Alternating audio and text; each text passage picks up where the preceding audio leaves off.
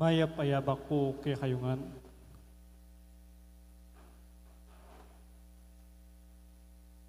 Kambeda po din kaya katamong pansariling kapag nasan kaniting misa, pakiyabetara naman po ding makatuking intentions.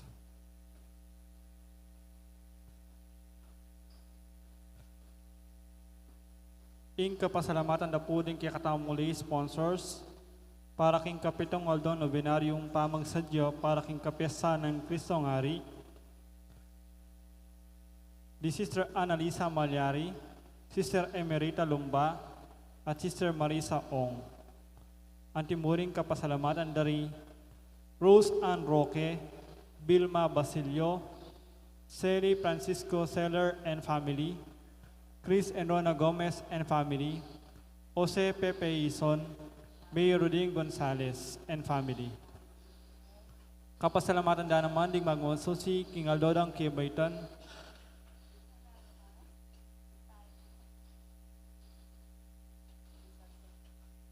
di Father Enrique Lusong, Father Elmer Salonga, Sister Marita Palma, Joanna Calma, Rowena Deirit. Special intention, Dates Anita David and family, Maria Lorena Pamintuan, Jesus Punsalan, Villamor and Rosalina Tolentino and family, Mayor Teddy Tumang. Para king safe travel ng Aaron Elbo, para king malalagwang kapaldanan dari Brother Pat Ahos, Elmi Ronquillo, Megan Centeno, Mark D. Kleiner Bayani, Joe Tolentino, Sidney Obenario, Rosel Montemayor, Bella Trinidad, Joy Manalo, Bianca Marie Santiago, Michael Alfaro, Espiridion Kayanan, Aida Ocampo, Florencia Mercado. Para king alalanggang kapainawan ng kaladwa dari Domingo Senior, Lisel, Domingo Junior, Norma, Ramon, Jose, Jenaline Preyal, Carlos, Angelina, Nelson, Monsignor Macario, Renny Death Anniversary, Most Reverend Enrique, Father Aristotel, Ederma, at Ding Maldang Kaladwa, King Purgatorio.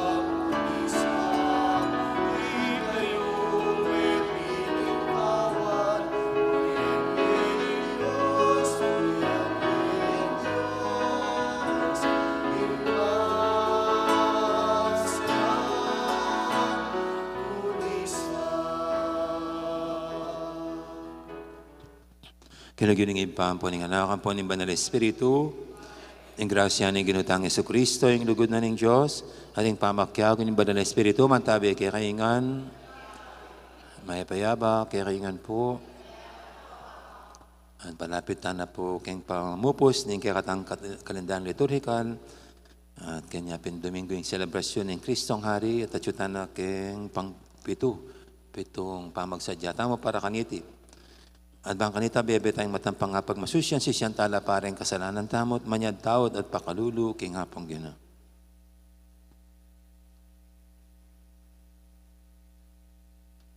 Ikang Diyos sa makatuliran, ika mismo ing ukom, ginu pakalulu. Ikang menangis alang-alang king Jerusalem, Kristo pakalulu. Ikang mamantabe at babye kanwanan karing taong tapat king Diyos, ginu pakalulu. Ing Diyos sa may paintutu, pakaluluwa na katamo, at king pangapatawad daring kasalanan tamo, idala na katangan sana, king biye alanganga.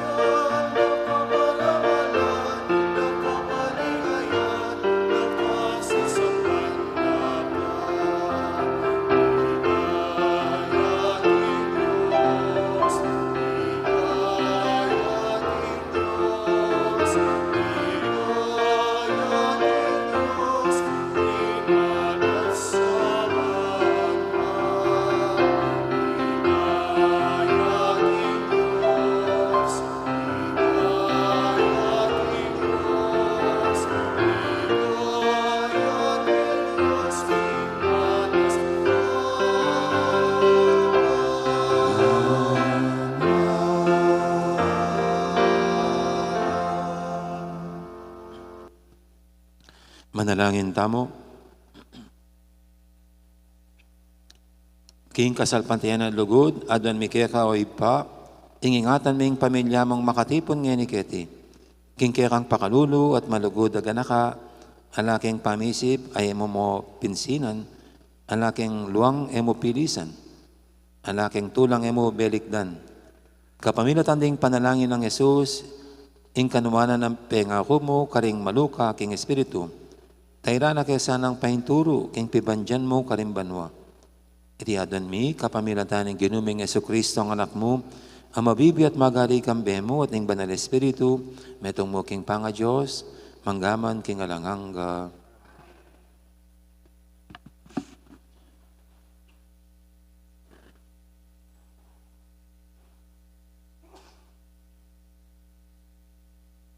Pamamasang iba't king mumunarang libro, ding Makabeyo.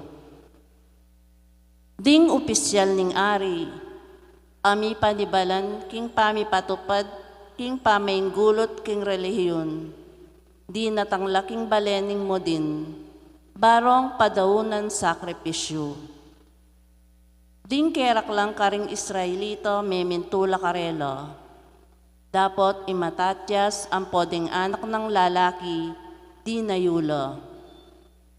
Ding opisyal ning ari ngarang miksalita kang Matatias. Metong kang lider agagalang, metong kang marangalatao king balen ay iti, ating kang dakalaanak alalaki ampong kamaganak apapanig keka.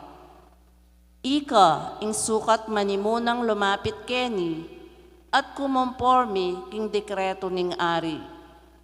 Antimo ing depatanda na ring sablang bansa, ampon ding pamontok karing Huda at ding mengatagan karing Jerusalem.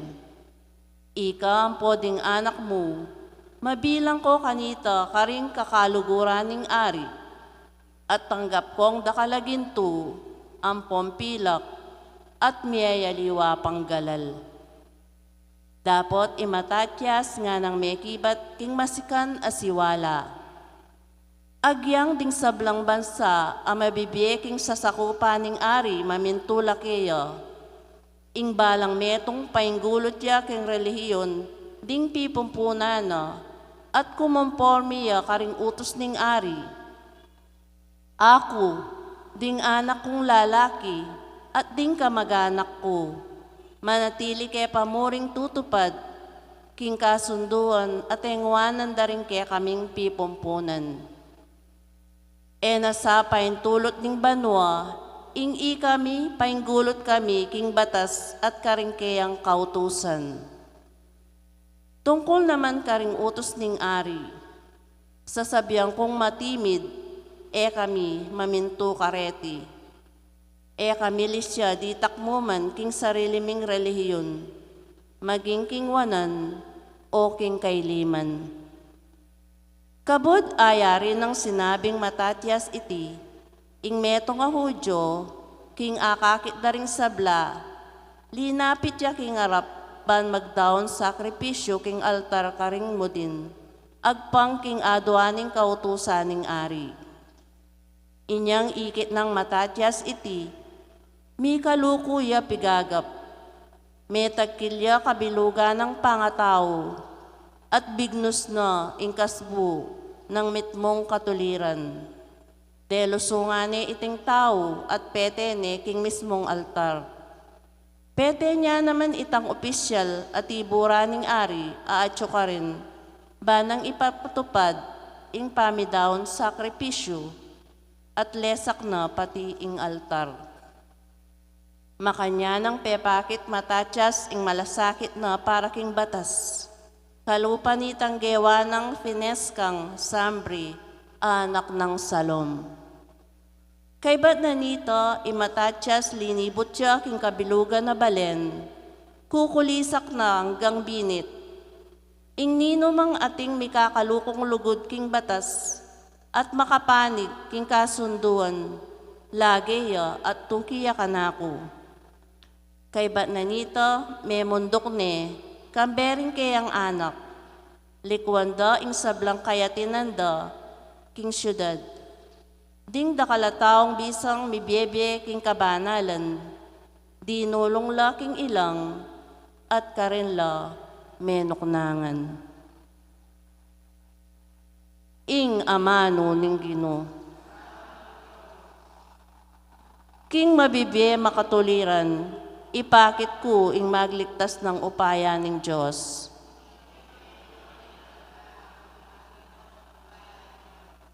Ing mayupayang tutu, ing Diyos sa Ginoo, magsalitaya. Awsane ing mabilog ayato, manibat king aslagan ang gaking albugan. Ing Diyos sa slagya ibat karing Sion, ing syudad asakdal king legwan.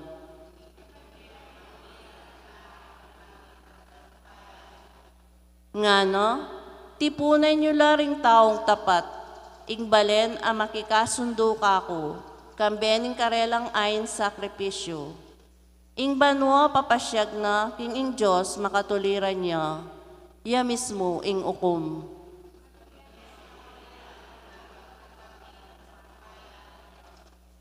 Ing sukat king Diyos kekang iyayin, ya ing kapasalamatan at kekang pangako king kakatas-katasan kekang tuparan.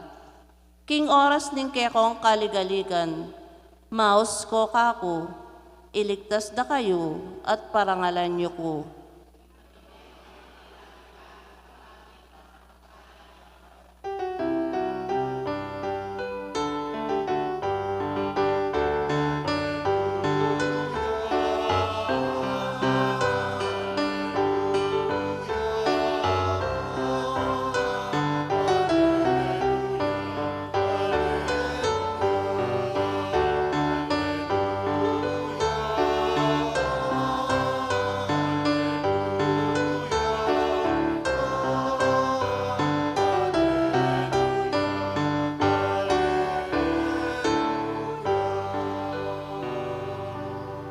Ing Diyos at kang Kristo, ban pakikasunduin yato king kayang sarili, at ing maya pabalita ning pamakikasundo, pigkatiwala ne kaya kami.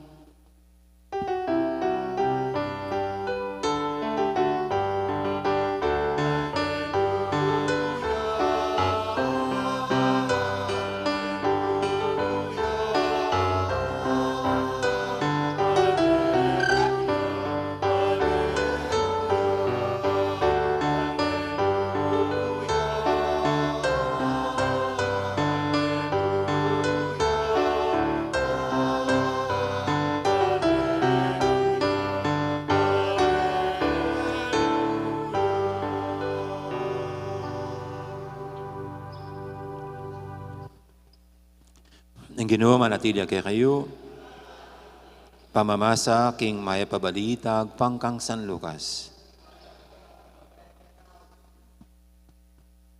Inyang malapit na king syudad Jesus at ababatsawa na ne, tingisa ne, nga na, nung balo mumu, ing makaibig kapayapan keka king aldoyti, dapat emo pinakakit ngeni.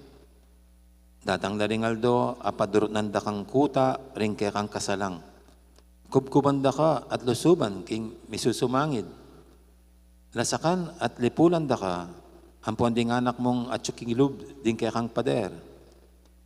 Alalang itagan metong mang batu, ang makatumpak kalupa ng batu. Uling emo kilala, ing panyatang ng Diyos, kaya ka, bana kang iligtas.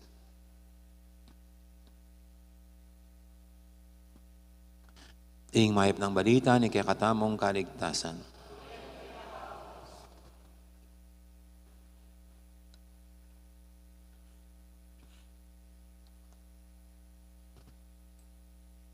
Isa pong nag-confide sa akin na isang babae, may asawa, na pinagsisihan kung bakit pinakasalan ng pangasawa niya. Kasi sabi niya, hindi raw siya nakinig sa mga sinasabi ng kanyang mga kaibigan at sa kanyang mga magulang. Ano sinasabi nitong mga kaibigan at magulang? Yung bang, tignan mo yung boyfriend mo, hindi ka pa man asawa, sinasaktan ka na niya. Hindi ka pa na niya asawa, parang kontrolado ka na ng gusto. Pati damit mo, pinapakialaman. So marami pong ganong bago raw sila ikinasal, merong napupunay mga kaibigan niya sa kanyang boyfriend, sa mga magulang niya, pero hindi siya nakinig. Kasi masyadong nabulagan sa kanyang pagmamahal dun sa lalaki. Pero kung babalikan nga naman niya, ang daming senyalis na hindi maging magandang relasyon nila. Kasi nga yung mga nakikita ng kaibigan, pati mga magulang, na may something dun sa lalaki.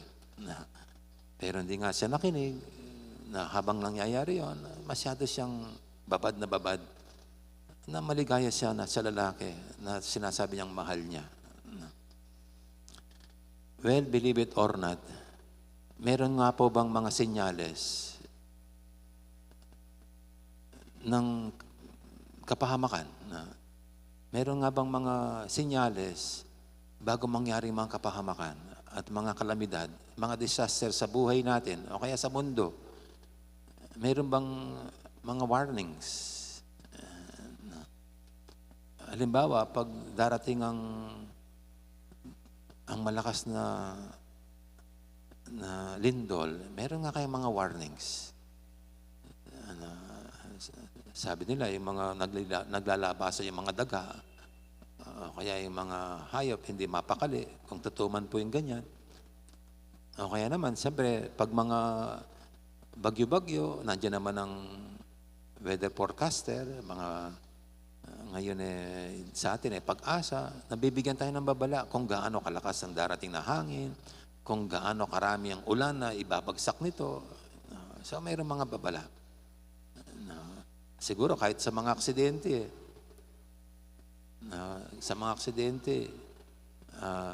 tatakbo ka pa lang parang may diferensya na yung sasakyan mo, pero sinugod mo pa rin. Siguro nga, mayroong mga babala. At ultimo sa ating mga personal na buhay, mayroong mga warnings para hindi matuloy ang kapahamakan sa buhay natin. At mas gusto kong yun ang parang pinupunto ng ating ebanghelyo ngayon. Iniyakan ng Panginoon ang Jerusalem dahil nakita niya pagdating ng araw, itong kagandahan nito ay mawawala. Wala nang batong nakapatong sa kamukha niyang bato, sabi niya. Kasi ang pangyayaring ito ay mangyayari pag wala ng Panginoon yung 70 AD nung lulusubin ng Roma yung Jerusalem. At sisirain na lahat ng mga kayamanan o ari-arian ng mga Israelita, mga Israel. Ang Israel, kasama na yung kanilang pinakasentro ng kanilang pananampalataya, ang kanilang templo. At ito nga, parang sinasabi ng Panginoon, sabi niya, hindi ka kasi nakinig. Hindi nakinig. Para bagang sinasabi ng Panginoon, hindi nakinig sa babala sa kanila ng Panginoong Diyos. At ito ay sa pamagitan ng kanyang pangangaral, sa pamagitan ng kanyang presensya. Hindi nakinig yung mga kababayan niya, mga kapwa niya Hudyo sa kanya. Kaya ang nangyari ay itong malaking kapahamakan sa kanilang bayan. So sa atin din po, siguro, hangarin ng Panginoon lagi ang kapayapaan sa buhay natin. Hangarin niyang kaginawahan at katahimikan. At kung minsan mas medyo kumikiling ang ating buhay papunta sa kapahamakan at meron na mga senyales, meron na mga babala para hindi mangyari ito sa buhay natin, para maiwasan natin ito. Pero kung minsan nga yan, hindi tayo nakikinig, matigas ang ating puso, bulag ang ating mga mata para makita ang mga babala at mga senyales na binibigay ng Panginoon. Kaya siguro, ang panalangin lang po natin sana nga tulungan tayo ng Panginoong Diyos na makakita at maunawaan ang mga senyales sa kanyang pinapadala para maiwasan natin ang kapahamakan. Kundi ang mga mangibabaw sa buhay natin dito sa mundo ay kapayapaan. Mahal tayo ng Diyos at naniniwala at palagi tayo, He would always send us signs. At naway nga ang Panginoong Diyos ay tulungan tayong makabasa sa tinatawag nating signs of the times. Amen. Ngayon po yung ating idulog sa pinto mga kaibigan, tayong lahat na mahal ng Panginoon at kailanman hindi niya nanaisin ang ating kapahamakan, kundi mangibabaw ang kapayapaan at katahimikan sa buhay natin, sa mundong ibabaw. Sabihin natin sa bawat panalangin, Ginoo, ipakit mo ingke kang lugod, king balayan mo.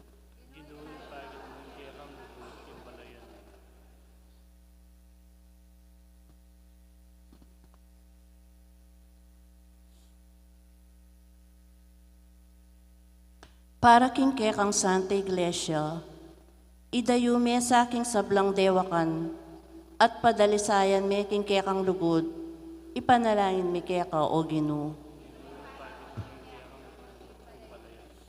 Para ka ring sablang balayan, akilala sa King ika mo kabod ing Diyos at Yesu Kristo, ake kang tinubod, yaing kaya kang ming talapagligtas, ipanalangin mi kaya ka o Ginoo. Para ka ring sablaming pakamalan, dinan mo sanang masanting apami kakatawan, panuanan mo la, at pagkaluban biya alanganga, ipanalangin mi kaya ka o Ginoo. Para ka ring sablang talapagobra, bendisyonan mo sana ing obrang merapat, karinggamat da. Ipanalangin mi kaya ka o Ginoo.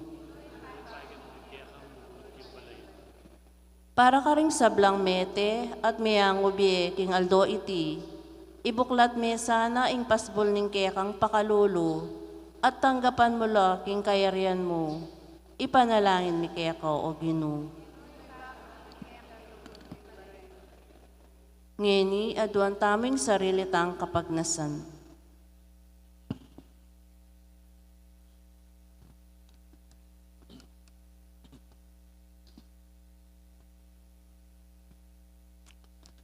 Ginoo, pakiramdaman mo ring panalangin mi, at kambilan mo kami aldot bengi. Banigeng atutugon ning magbayong panahon, maging matatag kaming talakad kaya ka. Ika nga lang kupas ming kuta, ang mabibi at magari manggaman king alanganga.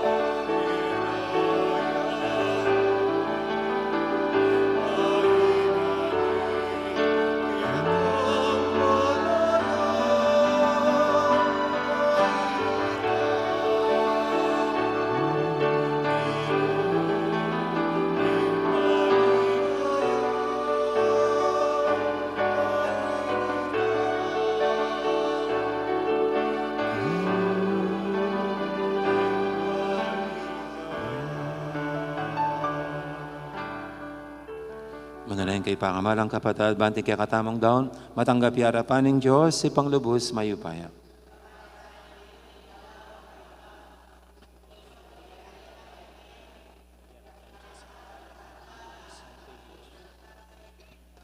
O Diyos sa ginumi, iting tinapit ala kababye mo, para king kabyahin miketi king yato, maging sakramento na sana ning bielanganga.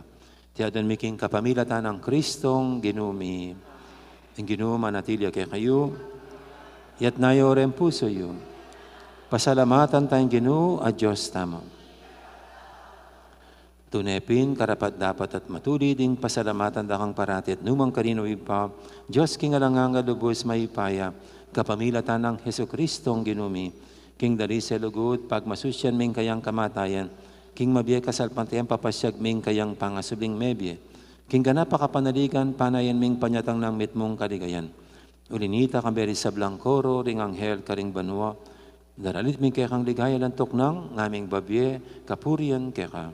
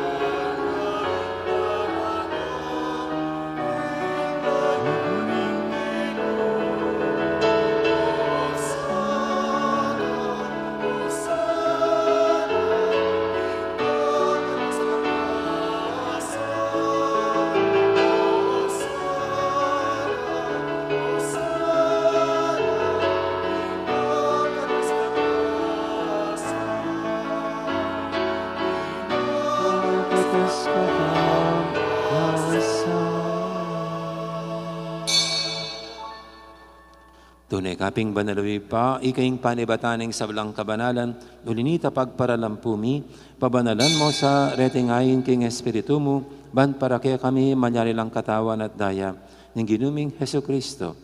Bayo ya may daong kusang loob, king pamaylasa at kamatayan, kinuaning tinapit, pepasalamat siya kaya ka. Piraso na binyene, karing kayang disipulo nga natanggapan niya iti ko nga nat kananye.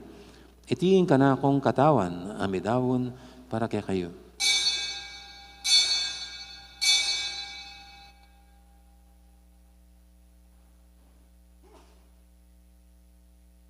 Makanya mo naman kay baning apunan, kinuaning kalis, pasibayang pepasalamat kaya ka. At binyaning kalis, karing kayang disipulo nga natanggapan niya iti ko nga, minum ko kaniti, iti ing kalis ing kanakong daya, ing daya ning bay talanganggang tipan. Ami bubu para kaya kayit para karing sablang tao, ban kaya may patawaran na rin kasalanan. Naptan niyo iti bilang kapigaganakan kanako.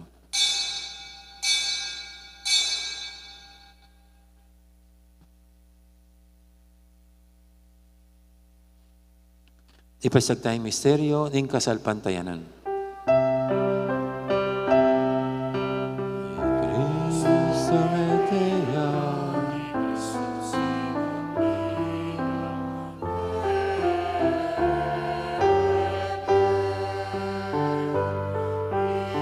Cristo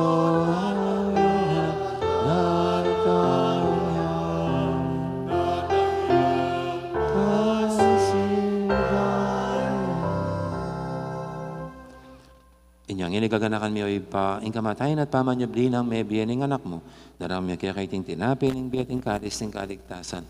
Na yun ming pasalamatan kaya ka, ing pepalyarian mo kaming matampang talakadarapan mo, ban sumuyo kaya ka. Papakmabayang pagamuha mo, king ikaming ansanang misulusulo, king katawan at dayang Kristo, tipuna na kaming anting metong ing banal Espiritu. Ganakan me oy pa, ing Santa Iglesia mong makalaganap kimeto yato, ban may ganap yakin lugod, kambe ng Francisco kaya kaming Papa, at Florentino kaya kaming Obispo, at ing sablang pari.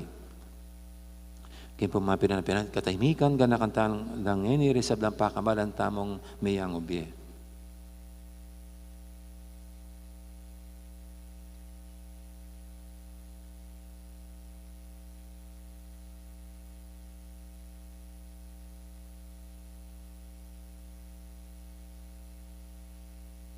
Gana ka muna naman, di kapatid ming pepainawon at maninaing sabling miye, lalo ng talasuyo mong di amang Aristotle at Bishop Ricardo, at di nga lapang mayang mo na biye, tanggapan mo sana king maligay mong harapan, pakaluluan mo kengan, gawan mo kengang karapat dapat, magkamit king belanganga, ban kaya benang Maria, ang birhendo ng Diyos, kambe ng San Jose, kayong esposo, kaya bering apostol at ding sablang santo, at inupad king malamong kaburian, king kaya kabaning panawon, purian dakat paligayan, kapamilatan ng Jesucristong kaya kang anak.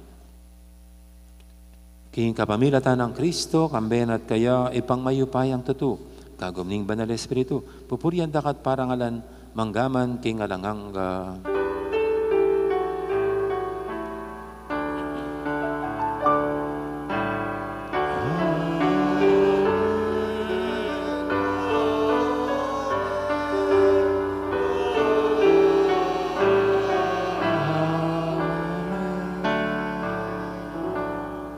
ngayon manalentang met mong kapanaligan at lugod king ipa, karingamanong tiro ng Ginoo kaya katamo.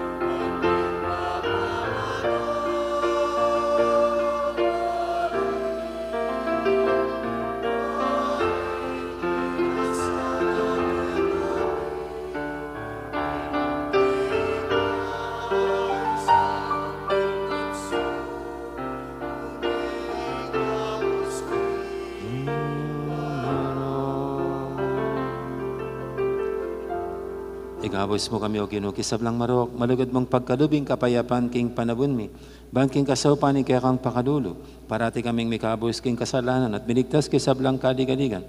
Kabang maninaya kami, kambening maligayang kapanaligan, king panyatang ng Jesucristo, kaya kaming talapangabos.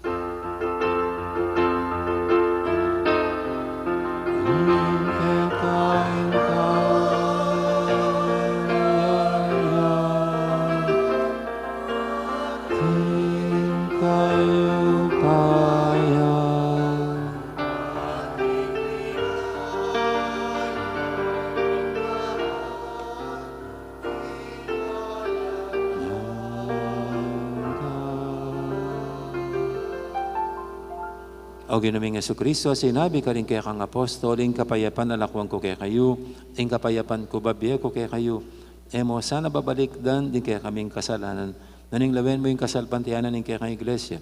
At pamayapan mo yung pambilugan at pangking kaburian mo, di ka mabibi at magari manggaman, king alangangga. Ing kapayapan ni Ginuman, tabi sana kapilan man kaya kayo. Di po may kakapatad, masayatangin yung pupugayang kapayapan, kapayapan kaya kayo.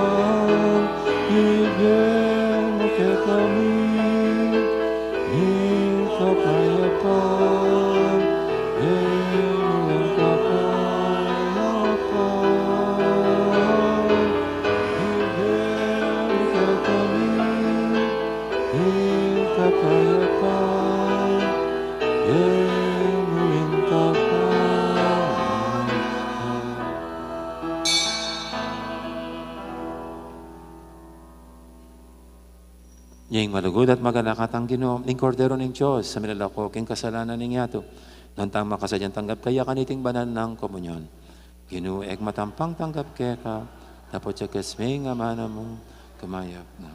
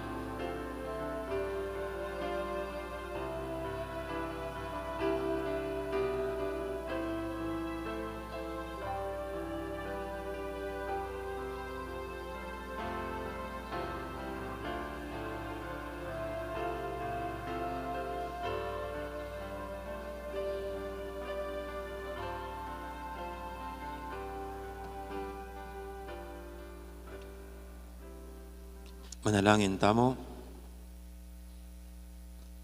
Oy paming malugod, dirinan mo keng dake, king metong nga tinapit, king metong nga kalis. Ang gagawan mo keng metong kang Kristo. Sapan mo kaya sanang milaganap, king kaya kang kaligtasan at tula, king mabilo kayato. Tiyadan mi king kapamilatan ng Kristong ginumi. Ipagkaluboy nga lang kapaynaban, kalsabang pakamalan ming mayangon na biye o ginum, halagang sala, salag sa karilangan. Ipainawalangan sana aking kapayapan, ing kaladwara, ding kaladwari sa blang tapat, ameko na kapamilatan, ipakalunan ng Diyos, ipainawaw sa aking kapayapan. Amen.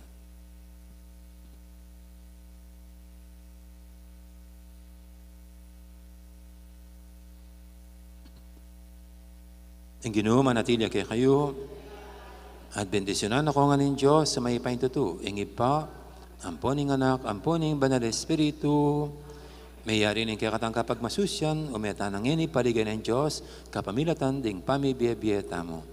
Salamat, King Diyos. Dakal po salamat, may poras gandang araw, marami pong salamat.